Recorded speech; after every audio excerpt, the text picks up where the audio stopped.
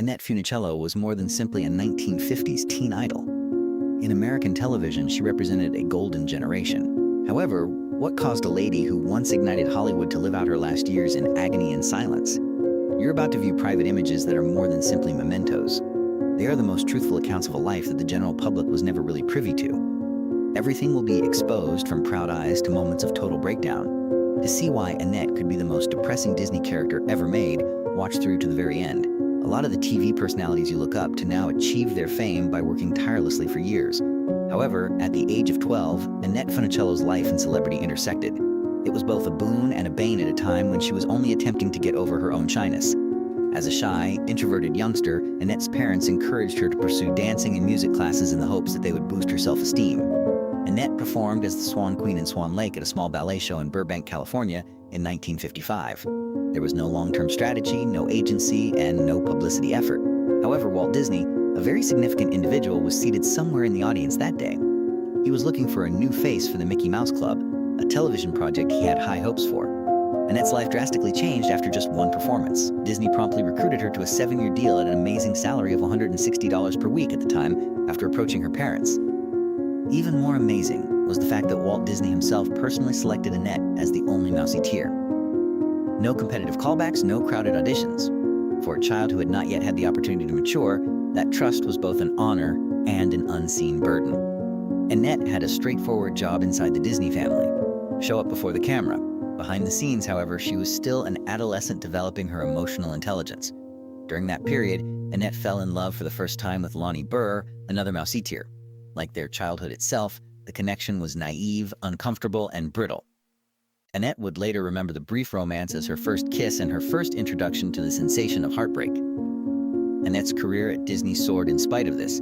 She received more fan mail than any other Mouseketeer after the first season of Mickey Mouse Club, making her the most adored cast member. She later made appearances in Adventure in Dareland and later Spin and Marty episodes, among other Disney television productions. Annette had a close working relationship with Disney even after her tenure on the Mickey Mouse Club ended.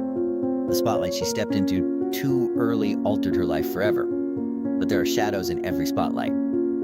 As Annette got older, she started to see the drawbacks of the agreement she had made when she was much too young to comprehend its implications. Her creative authority was almost non-existent, her pay increments were negligible, and, most concerning of all, she signed a new contract at $325 per week without any legal counsel. Annette resisted. She filed a lawsuit against Disney, which was incredibly daring for a young actress at the time. In the end, the court decided in the studio's favor, requiring her to carry out the balance of her contract. On paper, everyone realized that the relationship was broken, win or lose. Ironically, Annette and Walt Disney maintained a cordial and respected personal connection outside of the courtroom. Later on, she referred to him as a spiritual father of sorts. Disney told her that the audience wouldn't accept a different name, therefore she should stick with Annette Funicello. He warned her about her appearance and modesty, even requesting that her navel never appear in any of her subsequent beach movies. No matter how close they were, Annette always called him Mr. Disney, a barrier that was never crossed, and she listened, though she didn't always comply. After leaving Disney, Annette co-starred with Frankie Avalon in a series of beach movies for American International Pictures, which marked the beginning of the most spectacular period of her career. She was given a new 7-year deal after Beach Party 1963 became a box office blockbuster and sparked a string of hits. Annette was the epitome of a young icon at that time, the ideal representation of a whole generation. However, that radiance was short-lived. Annette had to make a typical but challenging decision as the beach movie mania gradually subsided. Either keep taking on lower-paying, smaller roles or leave. In order to prioritize her family, she decided to put her profession on hold. Annette slowly faded off the screen over time. Additionally, the public started to forget her as the years went by. She might have been able to attribute her declining prominence to her family, but the reality is that her career was at its height when she left. Unfortunately, Annette did not avoid the quiet, nondescript finish that so frequently befalls celebrities who climb too quickly or too young, even after she gave up acting to focus on her family. In 1965, Annette met filmmaker Jack Elgarty, marking the start of her first formal relationship. The consequences of her celebrity were still shining brightly on her profession at the time. But deep down, Annette's greatest wish was to have a stable family life away from the spotlight. With the intention of creating a long-lasting home together, they were married after a year of courtship. Annette had 3 children from the 16-year marriage, Gina Portman, Jack Jr., and Jason, but in the end, it was unable to bear the pressure.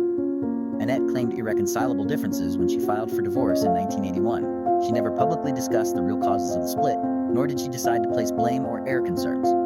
The audience was left to infer that the partnership had been eroded over time by years of silent sacrifice, professional pressures, and different lifestyles. Annette's decision to leave the entertainment business and become a full-time mother may not have been an escape, but rather a conscious and very personal decision. Annette took her time finding a new partner when her previous marriage failed. She didn't find the tranquility she had been looking for until she met Glenn Holt, a horse breeder who works entirely outside of the entertainment industry. Following their 1986 marriage, they were together for 26 years until Annette's death in 2013. Although they didn't have any kids, their marriage afforded her a life that was peaceful, secure, and scandal-free, unusual for a former Hollywood star. At one point, Annette admitted that she was happy she had escaped the tumultuous relationships and love disasters that are so frequently connected to celebrity. However, peace did not imply a life free from adversity. There were several terrifying near-death experiences for Annette before disease slowly took over her body. Her Los Angeles home unexpectedly caught fire in March 2011 when everyone was asleep, making it one of the scariest events. After breathing in a lot of smoke, Annette and two other people who were thought to be her caregivers were taken by ambulance to the hospital. Thankfully, medical professionals verified that the smoke had not entered her lungs and her condition was deemed stable. Although the exact source of the fire was never identified, firemen were able to put it out in less than an hour. The actress would eventually spend her last days on a tiny ranch in Southern California after that trauma, where she and her husband had relocated. Many people are still ignorant of the lesser-known detours that Annette's career made outside of her personal life. Her almost involvement in a Disney project centered in the world of Oz is among the most awful what-if scenarios. Annette was originally supposed to play Princess Ozma, while Darlene Gillespie, another Musketeer, was supposed to play Dorothy. However, the project was never completed because of copyright issues. The efforts made by Disney to obtain the rights to adapt other works by Elle. In the end, Frank Ball produced little more than a few portions from promotional films that were eventually shown at a Disneyland anniversary program. Annette appeared to be less emotionally committed in the abandoned Oz concept than Walt Disney, who was extremely disappointed. She continued to concentrate on the real chances that were ahead of her. The Oz project's large budget was diverted to the creation of Babes in Toyland after it was formally shelved. It's interesting to note that Annette would go on to say that this movie ended up being her particular favorite of her whole playing career. It was a fanciful fairy tale that encapsulated the purity and innocence she cherished most. Annette was more than just an actress. Additionally, she entered the music industry due to the enormous support of her fans rather than personal ambition. When she sang the song, How Will I Know on TV, Disney got so many emails complimenting her voice that the studio decided to make the song a record. She continued to work with the Sherman Brothers and record a number of additional tracks as a result of the favorable reception.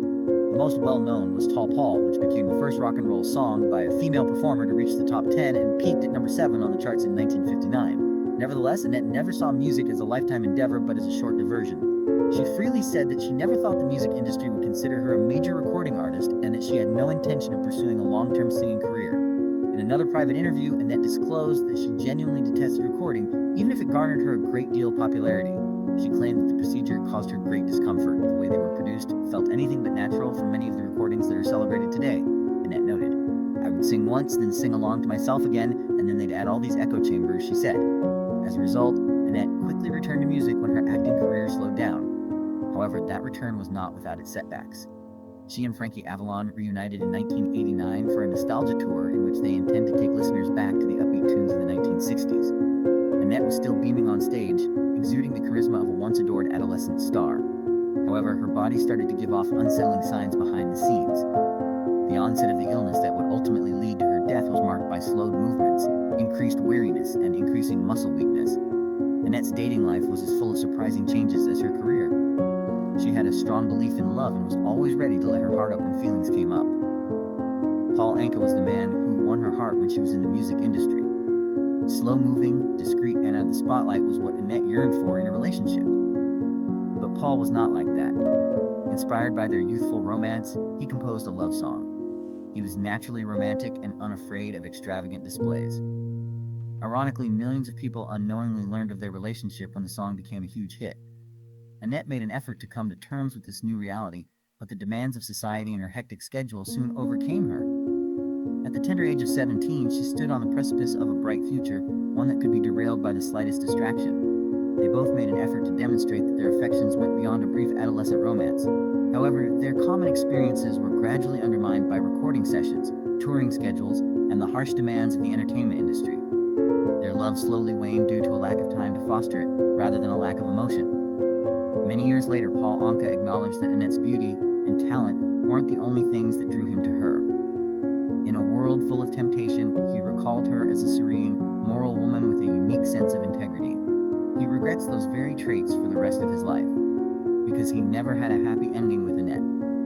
Annette's life took a harsh and brutal turn in the late 1980s. She was identified as having multiple sclerosis, a rare condition where the immune system targets the nerve's protective sheath. According to the New York Times, Annette remained remarkably upbeat despite the doctors advised to substantially cut back on all activities. She established a non-profit foundation to enable people with the same ailment have access to medical research and therapy in a discreet and unpublicized manner. Annette kept her health a secret for many years. She had to face the rumors as her increasingly unstable gait started to be mistakenly attributed to substance or alcohol misuse.